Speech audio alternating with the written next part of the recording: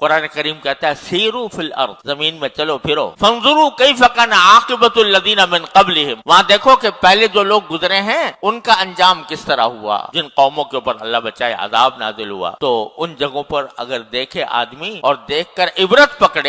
پکڑے کہ میں اللہ تعالیٰ نے مجھے اس عذاب سے محفوظ رکھا، اس کا کرم ہے، اس کا فضل ہے، اس کا شکر ہے، اور جن وجوہ سے ان کے اوپر عذاب نازل ہوا اللہ تعالیٰ مجھے اس سے بچائے، اس طرح دیکھنے سے کیا ہوگا؟ ثواب ملے گا انشاءاللہ تعالی۔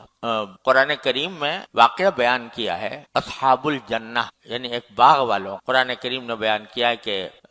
ایک باغ تھا، اس کا جو مالک تھا وہ بہت مالدار بھی تھا اور اس کی جائیداد پھیلی ہوئی تھی، بہترین پھل آتے تھے، بڑی آمدنی ہوتی تھی اور وہ جب آمدنی ہوتی تھی تو جب درختوں کی کٹائی کا وقت آتا تھا تو بے شمار وہاں پر حاجت مند جمع ہو جاتے۔ جب باغوں کی کٹائی کا وقت آتا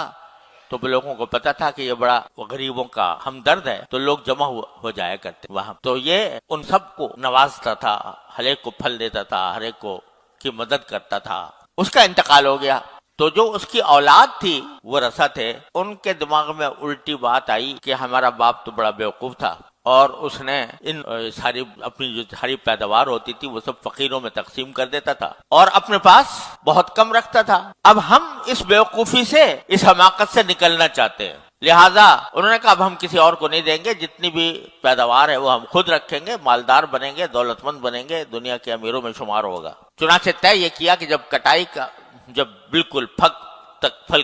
پک کر تیار ہو گئے تو اس روز انہوں نے آپس میں یہ مشورہ کیا کہ آج ایسا کرو کہ لا يدخلن اليوم علیکم مسکین، آج کوئی مسکین داخل نہ ہو ہمارے باغ میں، آج ہماری کٹائی کا دن ہے، پھل اتاریں گے، آج کوئی مسکین داخل نہ ہو تاکہ ہمیں کسی کو دینے نہ پڑے، اور ایسا کرو کہ صبح سویرے اندھیرے منہ اندھیرے چلو اور اسی وقت سے کٹائی شروع کر دو۔ عام طور سے جو لوگ آئیں گے وہ بعد میں آئیں گے، تو ہم پہلے ہی سے احاطہ کر چکے ہوں گے، راستے میں رکاوٹیں پیدا کر چکے ہوں گے اور بہت صبح کو جا کر اپنا کام کر لیں گے، ساری کٹائی کر کے اور پھر اس کو بیچیں گے اور عیش کریں گے۔ اور یہ ارادہ کیا کہ ہم صبح سویرے جائیں گے۔ اللہ قرآن کریم فرماتا ہے کہ انہوں نے تو یہ بات کہہ دی کہ صبح ہم اٹھ کے جائیں گے اور کٹائی کریں گے اور اپنے پیداوار کو نکالیں گے، انشاءاللہ بھی نہیں کہا، یہ کہہ دیا کریں گے صبح کو جائیں گے۔ تو اللہ تعالیٰ فرماتا ہے فطاف علیہا طائف من ربک وہم نائمون، ہم نے رات میں ان کے اوپر ایک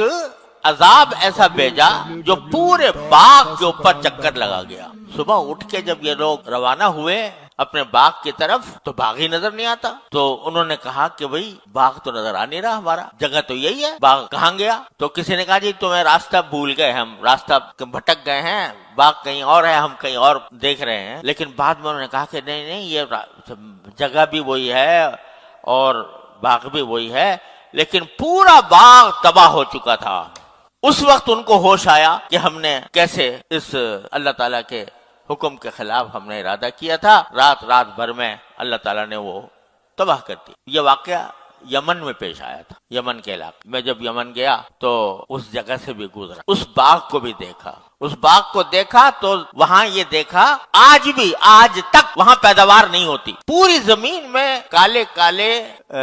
پتھر، اس طرح نوکیلے پتھر کھڑے ہوئے ہیں، اس میں چلنا بھی دشوار ہے، وہ ایسے پتھر کھڑے ہوئے اور آج تک وہ باغ آباد نہیں ہو سکا۔ تو اب آدمی اگر ایسی جگہوں پر عبرت کے لیے دیکھے کہ اللہ تبارک و تعالی نے کس طرح یہاں پر اپنی قدرت سے ایسے لوگوں کو ہلاک کیا اور کس وجہ سے ہلاک کیا، بخل کی وجہ سے، کنجوسی کی وجہ سے، تو یہ عبرت کی نگاہ سے دیکھنا یہ بھی